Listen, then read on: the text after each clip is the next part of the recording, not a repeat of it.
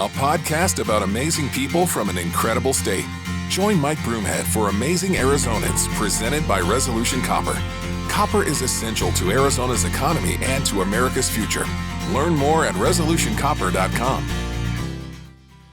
Another episode of Amazing Arizonans featuring great Arizona stories, and this one you are going to love. His name is Ralph Velez Jr., known as Ramblin Ralph in the boxing world, it is great to meet you. Nice to meet you too. Thank you for having me. Reading a little bit about your story, you and I have some similarity. Yours was a desire, and mine I kind of fell into, but I announced rodeos when I was younger. Nice. No idea it was going to lead to this career. Can you talk about how you got started in your love for boxing and what made you think that this could be a career for you? It was 7, 8 years old. I was sitting there on a Saturday with my cereal. All of a sudden, WWF Superstars of Wrestling comes on, and I see this polarizing Hulk Hogan character, and I was like, oh my goodness. But what even got me more was the little man in there, Howard Finkel, who announced him, and he made this whole arena go crazy. And this guy is only like, 5'2", 5'3". I said, holy mackerel. I said, that's amazing.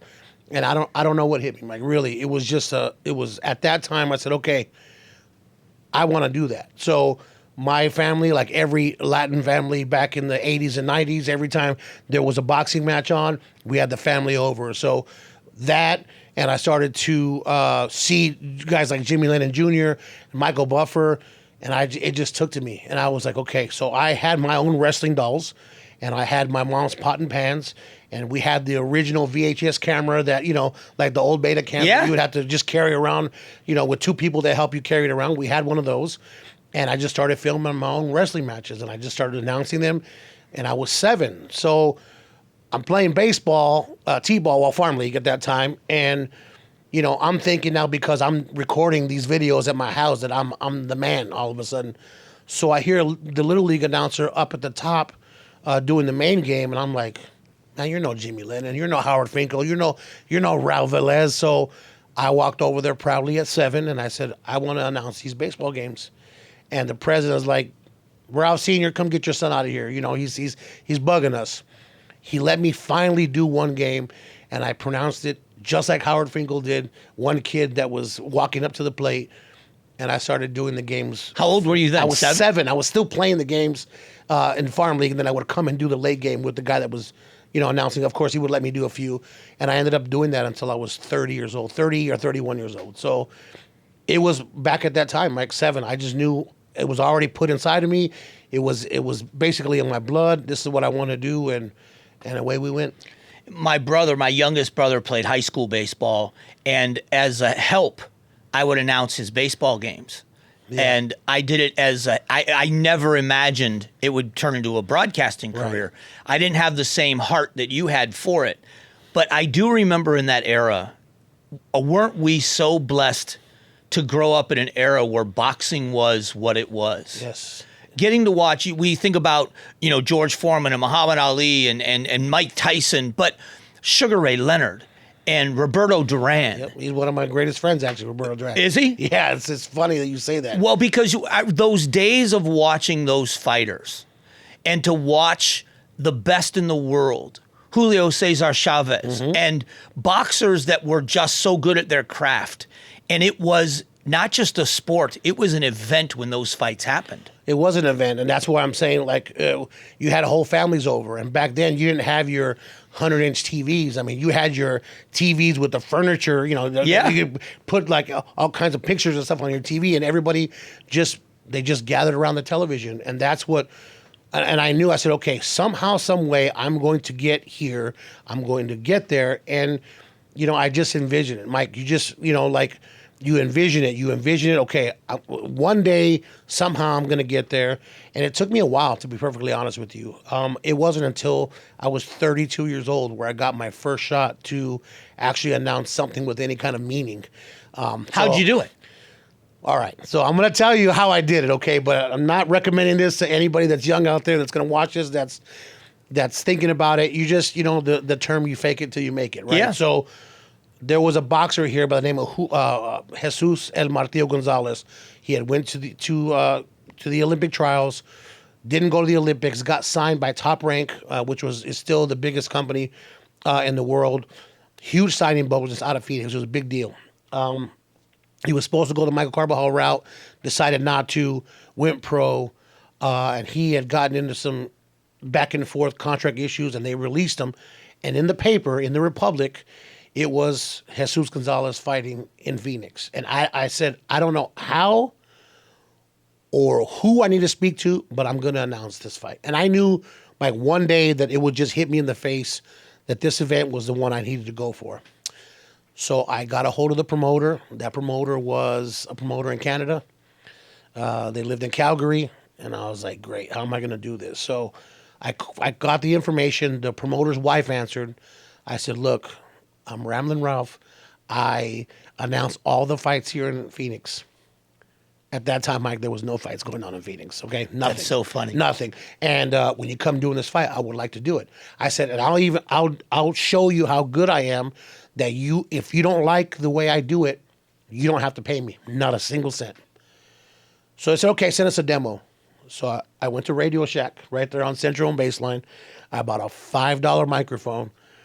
I got on Napster and I downloaded a bootleg copy of Fruit Loops and Adobe Audition, which Adobe Audition, if anybody's in the industry, that was back then, that was the premier. It is. And people still use it to this day. As a matter of fact, I still cut stuff with it as well when I do some of my videos.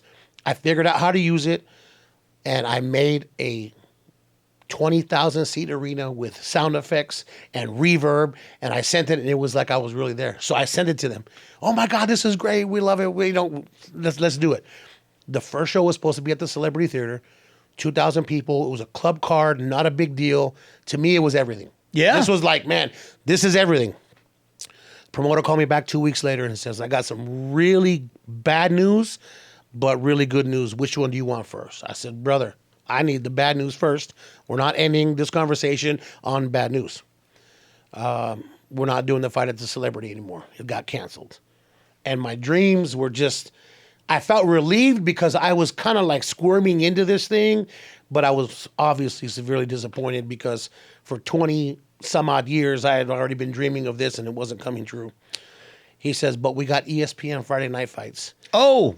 And I said, well, can I still go to the show? I mean, can I still be a part of this thing? Can I still help you with, tickets or whatever I got to do, helping with the weigh-in, setting up, whatever, because obviously that was a different level. That was like you were already a pro. You were Jimmy Lennon Jr. You were the big-time announcers were doing that show. He says, no. He says, us Canadians, we keep our word. You're going to do the show. I said, okay, that's fantastic. See you when you come down to Phoenix in a couple of weeks. I hung up the phone and I said, oh my goodness, what did I just do? I just fit my way into a worldwide broadcast. And Mike, I just studied. I studied the greats. Jimmy Lennon Jr., who has now become one of my best friends. He was a mentor when I first started until even just this last weekend. We did a show together. And I just said, look, God, if I'm supposed to be here, you either do one or two things for me. You either make me bomb so bad that I can never even show my face around a camera again, or you just let me get through it. And we killed it. It was, I didn't even feel any kind of nerves or anything. It was just like, this is it. You've been waiting since you were 7 years old to get here. You have to do it. Your family's in the crowd. I had a son already at the time. I'm doing it for him. I may never get back here. And it was ESPN. They were tinkering with the 3D when the 3D TVs came out. So it was a 3D broadcast and it went all the way down to South America. I mean, we broke ratings for that show. It was one of the last ones that they did. And it was incredible. So from that went local promotion. From that went a fighter from Mayweather Promotions, Floyd Mayweather in Vegas was in the crowd. They liked me. They called me, and I thought somebody was playing a trick on me. I said, I don't know who this is, and I said other expletives at that time, but please stop bothering me because, it's not a good joke. Hung up. They called me back and says, look, it's Kenny Craig, who's now a friend of mine from Mayweather Promotions. We saw a video of you. Floyd wants to use you. Would you like to come to Vegas? And he said, if you hang up on us again, we're never calling you back. And you should have seen me. I'd never bought a plane ticket so fast. I took all my pennies that I had. Back then, 30-some years old, and a 24-hour Vegas ticket was not cheap. So I got to Vegas, and 9 years later, to this day, we're still personal ring announcer for Floyd Mayweather, Mayweather Promotions, and we're doing it all over the world. It's been weird, and it's just like, again, I don't recommend the fib part of it, but sometimes you have to just put yourself in that place mentally, and you have to let others know that even though you're not there, you believe in yourself, and that's what we did. So, what did your family think that night to see you in that arena and in that ring? My father was really happy because my father was the one that brought me up, and he's sitting there like, this is incredible, right? And my mom is sitting, of course, she's crying, and all Latin mothers cry when their kids do something really spectacular. It's just part of the culture, man. So I said, Mom, don't cry, we're good. And it was surreal, to be sitting next to legends like Joe Tessitore, who does the football. And that guy's tremendous. And I just worked with him again last weekend, and I told him, I said, I don't know if you remember me, but, back in 2011, we did something. It was awesome. It was an all-star weekend here when the Diamondbacks had the all-star weekend. So we had the fights on Friday. I said, home run derby the next day. I said, and that's the first time I ever got to work with you. I said, and they just ended their contract with Top Rank this last weekend, so it was a big party, and it was funny just to kind of go full circle with that. But they were very happy, and they're still happy. My mother is my biggest fan. She's my biggest supporter. My dad just kind of lays back because he realizes it's such a big deal, and he supports me, and he goes whenever he can. So they're extremely happy. My kids, they don't really care what Dad does. They don't care. They're just like, hey, they like a fight like that. Can you get me tickets? And I'm like, really? Yeah. Okay. What about watching your dad work? Did you ever tell those promoters that you lied your way in? I did. And you know what the response was? We knew that already. It was funny. His name was Darren Schmidt and his sister Carla. Shouts out to them. They are the reason why I'm where I'm at. And I said, look, Darren, I got to tell you something, man. I said, I made that thing on my computer. He says, oh, I know. He said, there was a part in there where the crowd just cut off out of nowhere. He says, you didn't know it. I said, but I heard it. He says, we liked you anyway as a person, so we just kept you. And it ended up working out. Wow, and to keep you for the ESPN, it'd be one thing to say we've got this small arena club fight, but when you get ESPN as a promoter, to still say we keep our word. And your first show. And him knowing that I had never done this before or had not done it at that level. I mean, there was 12,000 people in there. It was All-Star Weekend. Everybody from all over the world were there. There were baseball players there. There were stars there. It was incredible. And it got me ready to be able to work for Floyd. I worked the Floyd Mayweather, Conor McGregor fight, the Manny Pacquiao fights. I mean, these guys, like, I have J-Lo and A-Rod sitting behind me. I've got Steve Harvey asking me where his seats are, and I'm embarrassed because I'm in the corral and he's 5 rows back. I'm like, this is Steve Harvey, this is A-Rod, this is J-Lo, and they're sitting behind me. Madonna sitting behind me. It's incredible, Mike. It's incredible, and I'm just truly blessed. It's just really something. Can you talk about, because the similarities, when I'm listening to you speak, the similarities of being in a situation where you're pinching yourself, how did I get here? I was asked to be the master of ceremonies here in town for 2 presidential visits. Wow. One of them was at the Coliseum, 18,000 people. And this was before my radio career. And then another one was over 30,000 people when it was Bank One Ballpark. Wow. The same scenario, but it's hard to describe to someone what that feeling is like. Can you describe when you feel like you're exactly where God wants you to be? Correct. What's that like? The first time I felt that really, truly was we flew to Tokyo. Floyd had some kind of exhibition match, and he says, we're fighting in the Saitama Super Arena. And we walked in there the fight was on a Saturday. On Thursday night, the arena was small. It looked like 5,000 seats. But this is the only arena in the world that inflates like a cupcake. So when we walked in there on Saturday, there was 70,000 people in there. And I looked up, and I said, oh, my God, there's 70,000 people in here. Like, there's 70,000 people in here, right? Like, you go to Bang One Ballpark, you look up, and you're like, holy moly, right? Like, it's packed in here, right? So what I did was I just said, okay, Lord, listen, let's make an agreement. Like, I promise I'm not going to wig out, but you have to get me through this, and let's just not make any errors, right? We just don't want to foul up, because in this industry, and you, even when you go and do these things, you know just as well as I do, any phone, any clip can go viral in literally 2 minutes, right? So the biggest fear really is not the people, because when you mess up, you write a script for what you're doing, I write something for what I'm doing. Nobody knows what the script is. So if we foul up, nobody really knows except us, right? And it's, if you notice, when people mess up and they're speaking, they start stuttering, they start going, they go off topic, and you know, oh, that guy messed up, right? I don't know, Mike. I pretend that there's nobody there. You know, my kids think I'm really wild because I practice. Like, if I have a Saturday show on Tuesday, if I get the card or whatever I'm writing, I'll practice it till Saturday. I'll be in the shower. My daughter, I remember when she was really little, I got out of the shower. She says, "Dad, who's in there?" "What do you mean who's in there?" "Well, there's some guy like kind of singing or whatever." I go, "No, Mama, that's your dad working. I'm practicing." And they thought it was so weird that I was just a weirdo walking around the house practicing this stuff. But for us doing these things, even on the radio, you go live, you can't take back what you're about to say.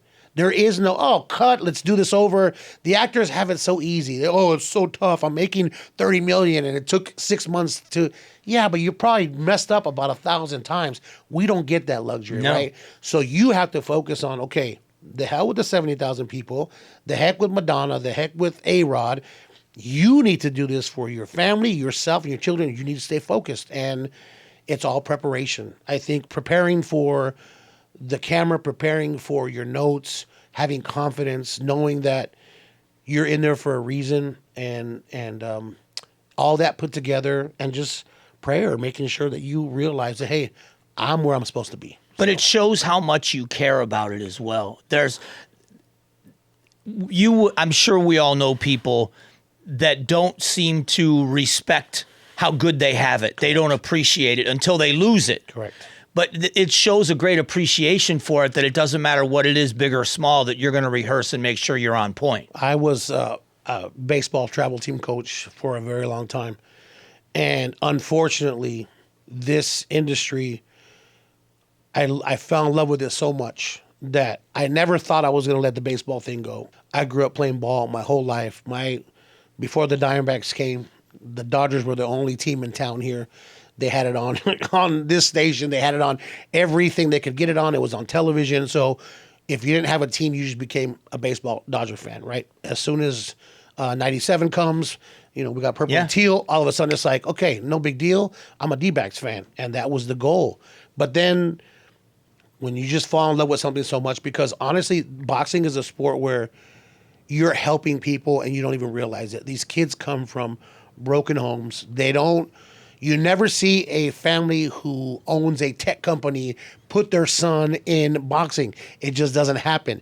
You see kids that maybe lose their parents or are in foster care or have been in the streets, and that's their only way out. So to me, it was like, man, I have to really make a difference in this industry. So it gravitated towards my heart, and that's what I do now. It is strictly 100%.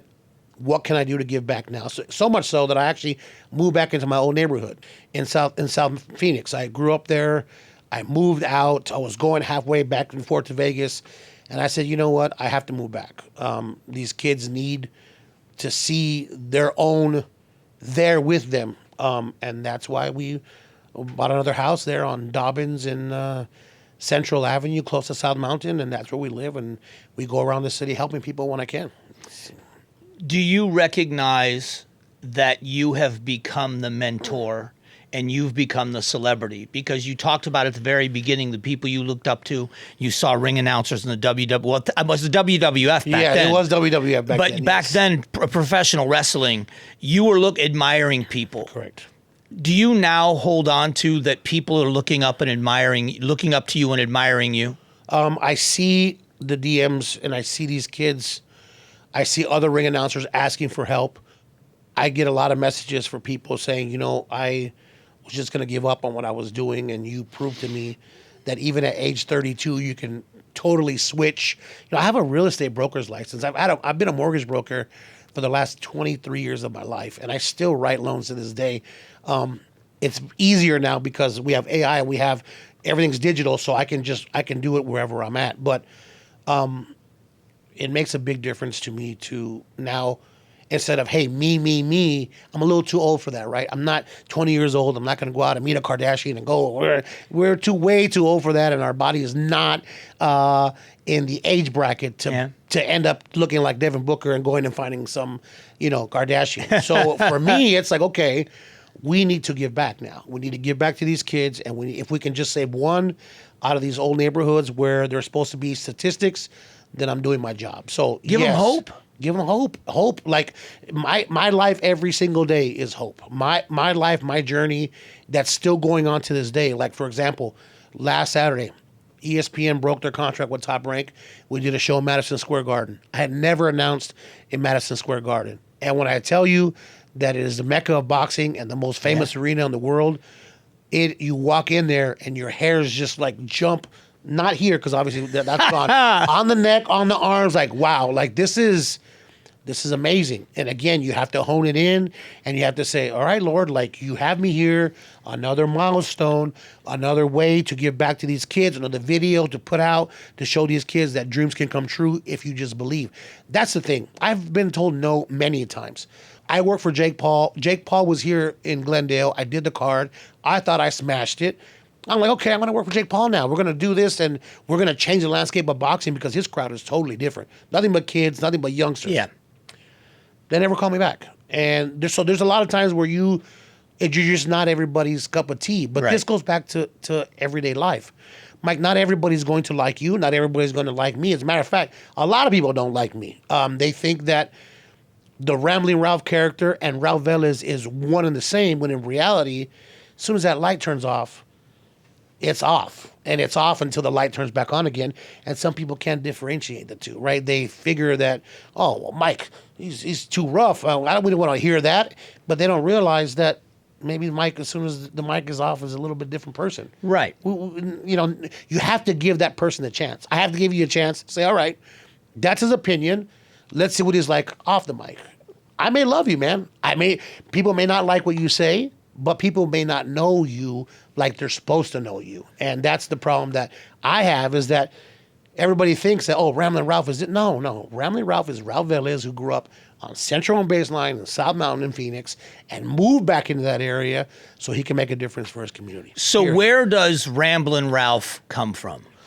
The persona, I don't want to say character, but persona that gets you in that ring, that gets you in that place, that makes 70,000 people lose their minds. The name Ramblin Ralph, and I do have to give a shout out to my friend David Mesa. We were really young. And again, going back to wrestling, we're watching wrestling, and all my friends, I had the Nintendo first. And the only reason why I got the Nintendo first is because I got straight A's in 4th grade. Shout out to my mom and dad for making me, give me that goal. We aced it 4th grade, straight A's. We go and get the Nintendo. Everybody comes over to my house.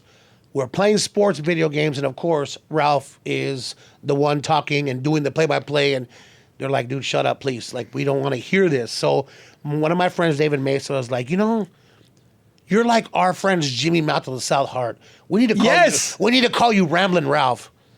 I'm like, we're not saying Ramblin Ralph is ridiculous. We're not doing that. That's no. That's when it stuck. When you said no. and it was funny because years down the line, I saw him at one of the games that I was coaching, because I was coaching baseball there in South Mountain as well. And he says, Ramblin Ralph. And I look back, I go, oh my God. He grew up with me in my neighborhood. I said, David, gave him a hug. And I'm like, you're still with that Ramblin Ralph? He's like, dude, use it. And I went home that night. I said, you know what? Okay, let's try it. And now when I'm walking down the MGM Grand in Vegas and somebody yells out, Ramblin', I think of my friend, because he passed away of stomach cancer about 8 years ago. So I promised him that I was never going to change it. So until my career is over, the Ramblin Ralph is stuck, and that's what drives me when I get into the ring. I think of my children. I think of my friends that are no longer here, my grandparents who loved the sport of boxing. All that gets just jumbled up, and there's a deep breath, and then we just go, and I do it all for them. It's no longer about me, man. It's about everybody else involved. I'm glad you mentioned Nintendo, because I'm old enough that my first video game was Atari. So there's a little age gap 2600 or a 7800? I don't remember. It was the very first edition with Pong on the TV. Yep, 2600. Yep. But I'm glad you brought up Nintendo, because you're also the voice of a video game. I am. Now, how cool is that? It is very cool. The game is called Undisputed. We actually just went over, we're close to the 2 million unit mark. And it's funny because my hero, my friend, my mentor, I think the greatest announcer to ever live is Jimmy Lennon Jr. He's also in the game with myself. And it's just art imitating life. The smaller venues is my lane. And then as you go up to the world title fights, then Jimmy gets in the ring and does his thing. The game is tremendous. Very blessed. They're out of the UK. And again, you have to, things are not just going to come your way. You have to be proactive, right? If I can give a lesson to anybody wanting to do anything, it doesn't have to be boxing. It can be a job. It can be a project that you're working on. You have to be proactive. You have to go get it. Nothing is going to be handed to you. That was one of the biggest mistakes that I made after the ESPN fight. I just thought, okay, everything's going to come to me. I'm the man now. I did ESPN, and it was the complete opposite. Nobody called me. So I said, hey, I got to start doing some of these local cards, and that's how we got the ball rolling. But if you don't believe in yourself, if you have to believe in yourself, otherwise you might as well just not even get up there. You might as well not even do anything. You know, right? you know what's interesting is Patricia is behind the cameras. Mm-hmm. Patricia has got one of the most amazing singing voices on the planet. I've heard it. I was actually going to mention her, and I don't know if I was allowed to, but just like Patricia, like she can blow, man. Like I saw one of the videos. I'm like, yo, like what is going on? Like this is amazing. So she gets asked to do ASU hockey. Then she gets asked to do the Phoenix Suns. Yep. Kills it for the Phoenix Suns. I heard it. She gets asked to do the D-backs. Yes. Kills it with the D-backs. And in October, 60-some thousand people in front of the Cardinals fans.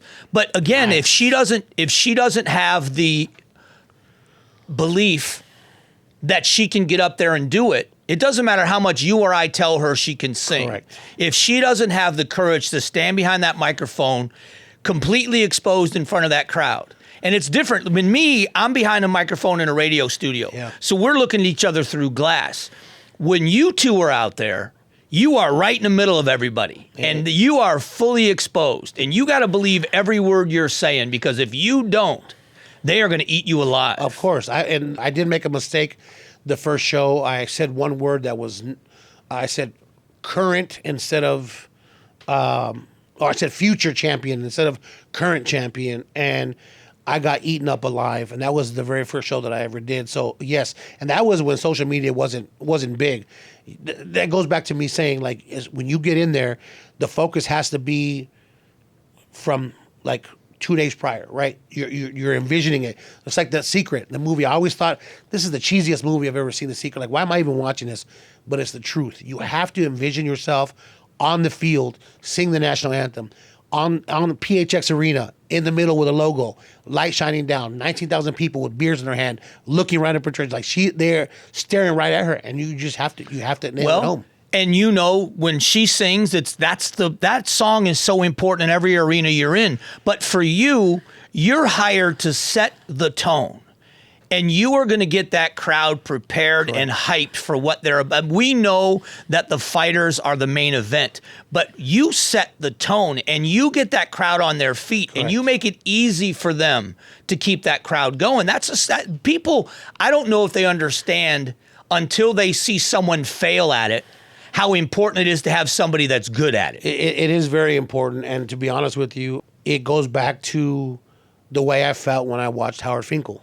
I said, how is this man so small and is making 90,000 people go crazy in the Pontiac Silverdome, WrestleMania 3? I'm like, I want to do this. So practicing and just believing, and just, you're basically making a fool out of you. I don't know how to explain it. I'm in the ring and I'm yelling people's names out like a weirdo to rabid boxing fans, and they love it, right? Yes. So the crowd actually gives you, like when Hulk Hogan used to be down and he would point to the crowd and then, his character would Hulk up. That's what they do to us.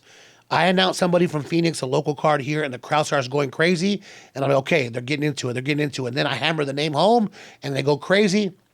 I'm on skates for the rest of the evening. I'm on cruise control. And it's just years of practice, years of watching greats, not copying, but making your own style and the belief. It just goes back to what you said.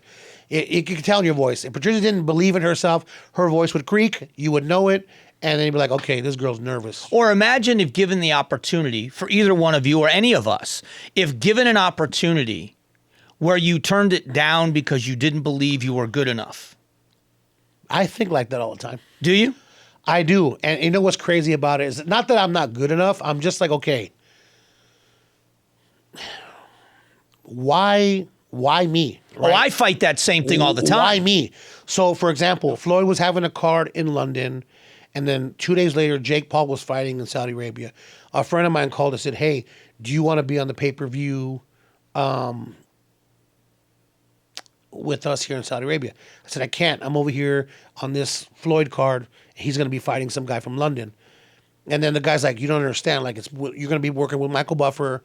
You're going to be doing this. And I'm like thinking, okay, maybe it's not like I'm not good enough, but when you get in a comfort level, you perform better. Going with ESPN this last few months in Top Rank, I had never worked for them before, and it's uncomfortable. It's like you moving to another station in L.A. All of a sudden, all these directors, all these whatever, they're in here and they're just staring at you, like making sure that you were the right guy they hired. It's a lot of pressure. And it's just being comfortable in your surroundings makes for better performance. And I think it's not so much of I'm not good enough. It's like, okay, I don't know these guys. I don't know what they like. I don't know if they like a long, drawn-out process. Like, for example, on cable or network television, if you can save 10 seconds per announcement, they love it because the producer's like, okay, I got an extra 5 minutes at the end of the telecast in case something goes wrong. If Ramblin Ralph is blah, blah, blah, blah, blah, and taking forever and making a 2-minute announcement, Ralph just cost me 30 seconds. That's a commercial. We're in big trouble now. Now we have to hurry up. So it just depends on where you're at, who you're working with, and that's the biggest fear. If a director, producer doesn't like you, it can mean a world of hurt for you. Yeah. So talk about giving back, if you don't mind. Sure. It has been, the older I get, the more I think about legacy. And in my, not what other people think of me, but in my heart, what I feel like I've accomplished. Right. I don't know that there's a better feeling than being blessed enough to give to someone else. What's that like? It means everything. It's not even, like I said earlier, it's not even about me anymore. I've got to announce the biggest fighter, the best fighter in my generation, Floyd Mayweather. Yeah. I announced him multiple times. He is a friend. I got to work with the greatest announcer, I think, in history, Jimmy Lennon Jr. He is a friend of mine as well. My friends now have become, their age bracket has gone from my age bracket to like AARP, receiving Social Security. It's funny. 60 and 70-year-old men are now my best friends because I see what they see. We do local amateur fights here in the Phoenix area. I've had 2 already, and we give back. We don't charge the kids. We do anti-bully fests so that we bring in fighters to teach these kids self-defense, not to go out and hurt somebody, but self-defense and just being aware if you're being bullied, parents to see signs that their kids are being bullied. And that means everything to me. I hate a bully. I got bullied before in a new school that I ended up going to in high school, and I didn't like it a bit. It wasn't so much bullied. It was like they knew that I was about to play a sport that they, wanted to play in or whatever it was. But it was a rough year for me. So I always said, okay, I'm going to give back when I could. And this is the time. So that's what we're doing. We're doing it in all the areas that need the help. Maryville area, South Phoenix, pockets that these kids think that they have no way out. They do. And the parents need to be aware of it as well. There's plenty of signs to see when your kid comes home, goes in the room, closes the door, doesn't want to talk to anybody, is not eating dinner. A lot of signs to know that I picked up on to say, hey, there's something wrong with your child. Maybe he's being bullied. So it means everything to me, Mike. It's more important for me to do these events than now to be in front of 50,000 people. It means everything because these kids now are getting what I am able to give back, and it means everything for me.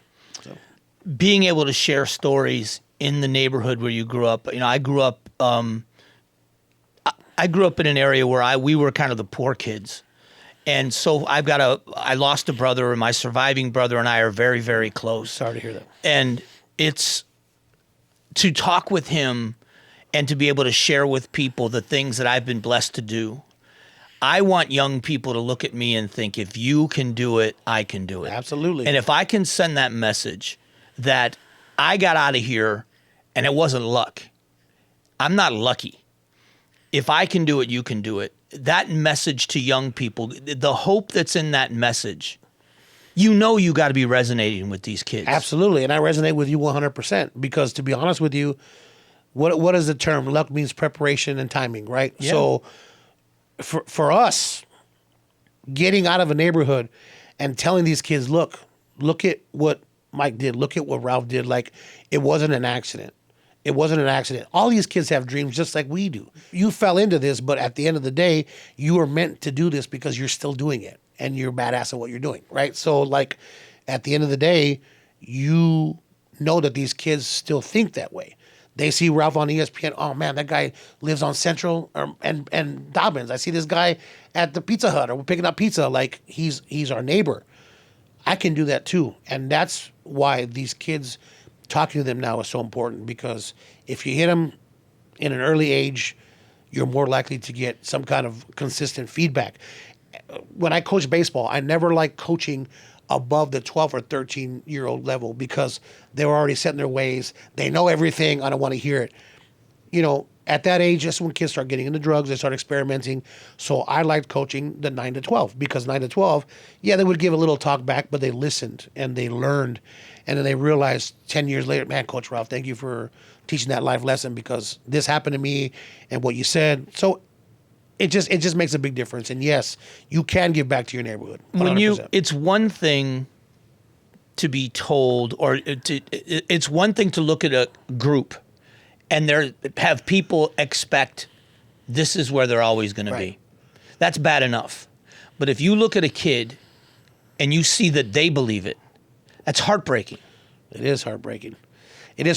I had one child, really good baseball player. I mean, this kid was phenomenal, and he would miss practices and he would miss games. And one time I told his grandfather, I said, look, do I got to pick this kid up every day because I need him here on time? Like, the 15 minutes or 20 minutes that you bring him late times 3 or 4, that's over an hour that I lose with him. And he says, I don't know why you're so worried about this kid. He's never going to make it out of here. He's never going to be anything. And the kid was sitting right there, man. And I remember that to this day because I promised myself that I would try my hardest to make sure each and every individual, no matter where they're from, to realize, hey, so what, you live on Broadway and 16th Street, or you live, in Maryville. Who cares where you come from? There's plenty of people in Phoenix that have been successful out of these neighborhoods, and you can be the next one. There's nothing wrong with believing in yourself. And also, too, these other kids, they talk down to their friends. I've lost a lot of friends, Mike. I've lost a lot of friends that don't want to talk to me no more, that don't want to deal with me anymore. I still love them, but they just disappear. And if they just realize that I need them still, maybe they would come back, but nothing changes, or just our work ethic changes. And if we have to separate ourselves from them just because we're working that much harder, that's all it means. Sitting here, I'm thinking of words, and I will tell you that in my mind, I keep thinking of the word purpose. That I think all of us have had jobs. It's different when we have a purpose. Yes. And you're talking about a career that you felt like you were made for. But the word purpose and coaching young men and being around and being a good example, moving back into a neighborhood so that they can see you. Mm-hmm.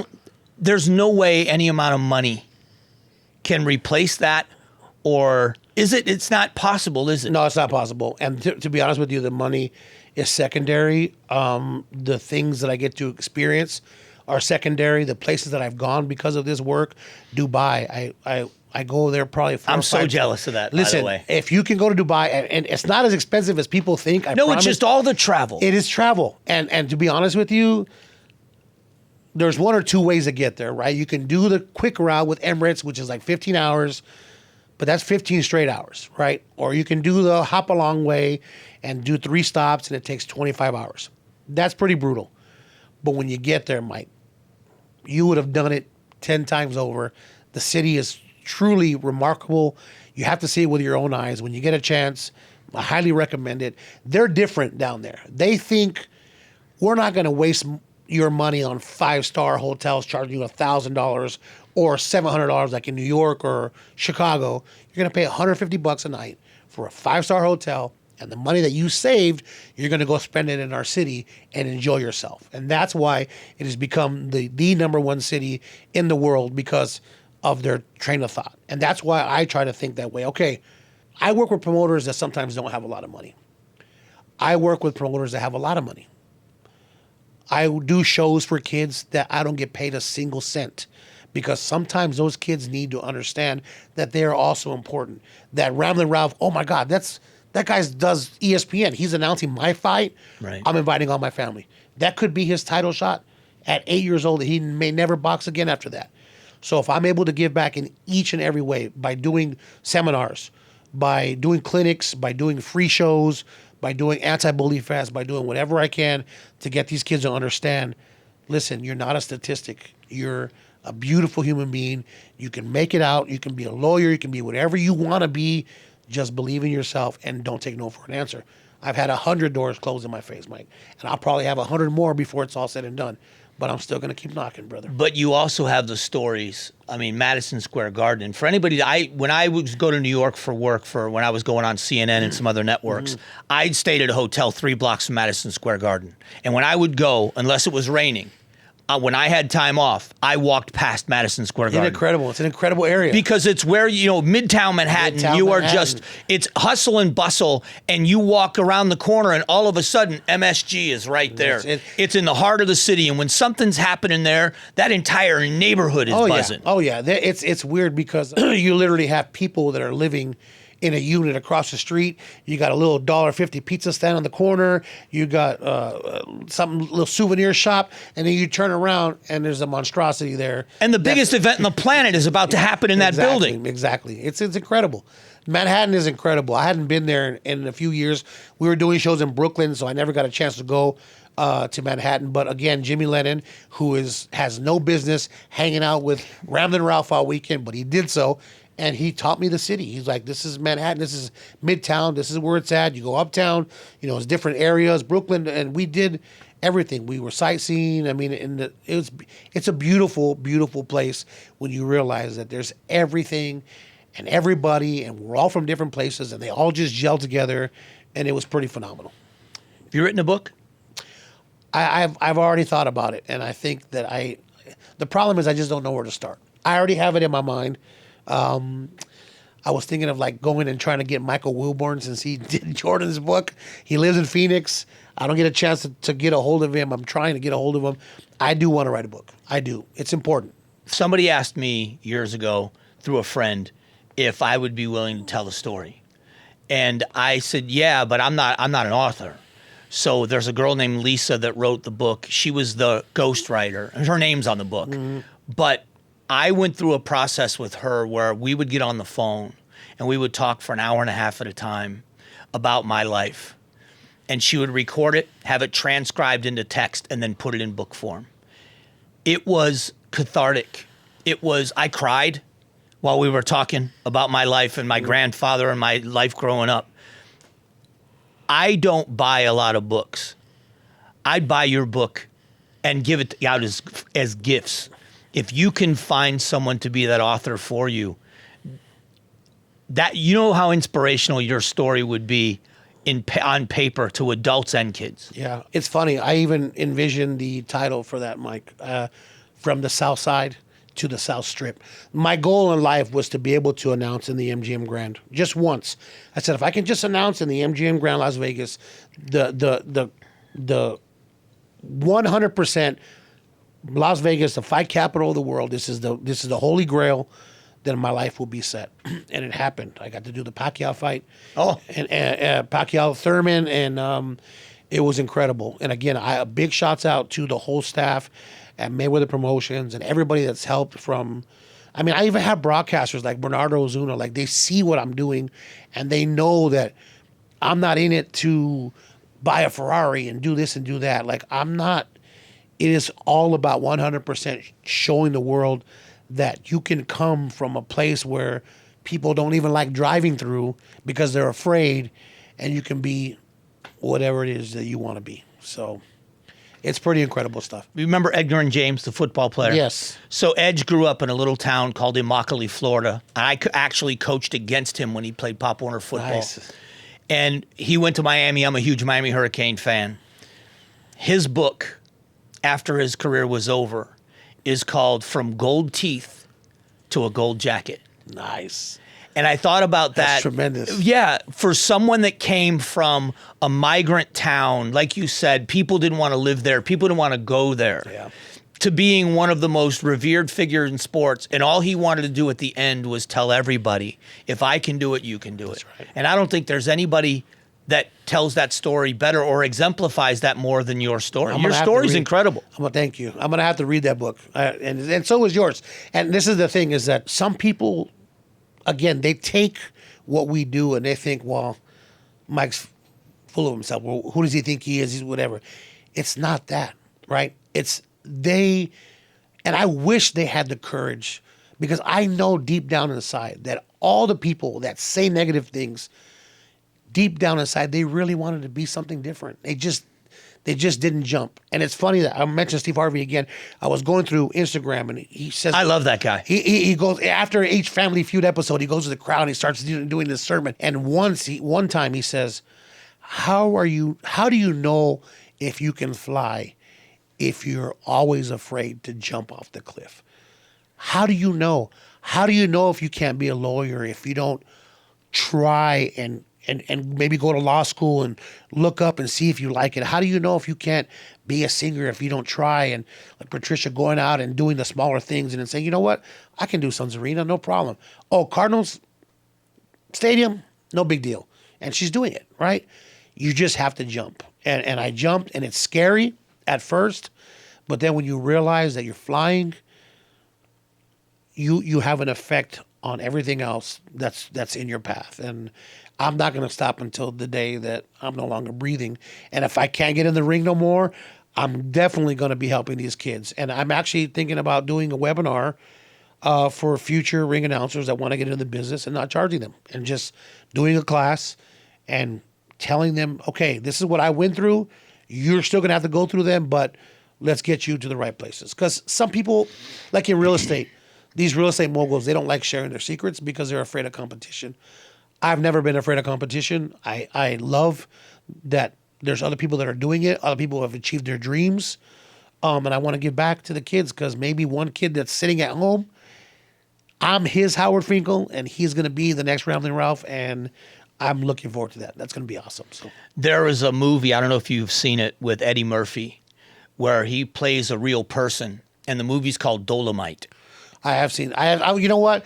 I saw the first 20 minutes of it, and then I said, okay, I've got to watch this because this is making me laugh. But I had to go, and I never went back and finished it. The end of the movie, I'm not going to give it all away, Okay, but yeah, at the end of the movie, at the movie premiere, he makes a movie out of his own money, and he doesn't know if people are going to show up, and people show up. But there's a kid, and this kid has been practicing to be Dolomite. And he gets to meet Eddie Murphy, and Eddie Murphy's got a walking stick, and he's in a tuxedo, and he says hi to this kid, and then he walks in like he's going to go to the movie.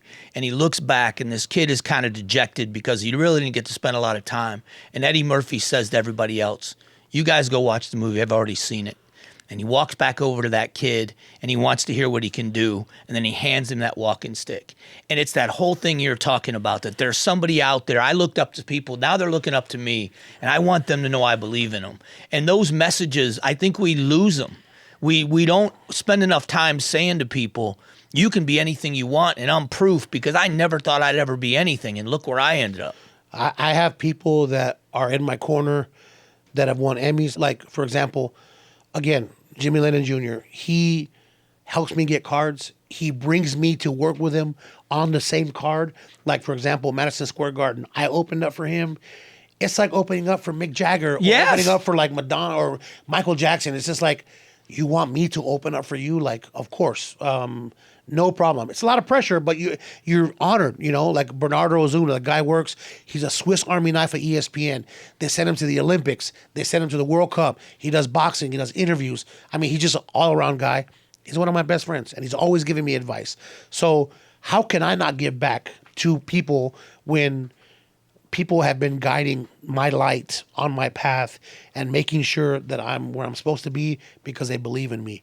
It's incredible, and you have to give back. If you don't do that, then you're just not a good human being. Is there an event, I want to kind of end maybe not on a down note, but is there something that you really wanted that you didn't get? There was an event that was done. No, you know what? I think the MVP thing is the one that I kind of, because I mentioned it already, I was kind of like a little bummed out because I thought that I did a hell of a job, and I'm not tooting my own horn. I really thought, I mean, you just some things you go out and you're like, damn, man, Ralph, you did a good job. Mike, you killed it today. You know, I felt that I hit a home run, and it was only because I was here that I thought I got used. You have a lot of people that say things that are very nice, and then when it comes down to the actions, it just doesn't happen. I mean, I wanted to do. Floyd had a fight in Mexico City, and it was John Gotti's grandson. I had already done the first fight. They rematched, and they fought again. And the company that did it was not Mayweather company. It was somebody else. And they didn't call me. And I'm like, dude, I've done Floyd's last 8 fights. But they called Jimmy. So I called Jimmy. I said, Jimmy, are you doing the Mayweather fight? He's like, yeah, I'm really sorry. He goes, I was going to call you. I said, dude, if I was going to lose this fight to anyone, it had to be you. Yeah. And I'm glad you're doing it. And I think from that point on, he realized that I wasn't there to push him out or to get him retired or to do whatever. Right. I genuinely love the man. And again, Kenny Bayless is another guy, best referee in boxing. He's one of my best friends. They're older than I am. But it's just things that you wish you could do that you weren't able to do, but you're glad that your friends are part of it. So as long as I know somebody that's part of the event, I'm not able to do it, I cheer for them because, again, we're all we got. You know, it's a small niche sport, and the group is small, the family's small, so I try to get along with everybody. Not everybody's, the same as you where you're able to be friendly with everybody, so you just go with flow, and that event I would think would be number one. That and the Jake Paul. The Jake Paul is... Yeah. But that's okay. That's their company. They have their own guy now, and he's doing well. And I don't wish any bad on anybody. Everybody has their own story. And again, my main focus now is giving back. And for these children, I've already done what I've done, and I'm blessed. I'm blessed. It is the best part of what I get to do with these podcasts is hear these stories. And I hear a lot of great stories.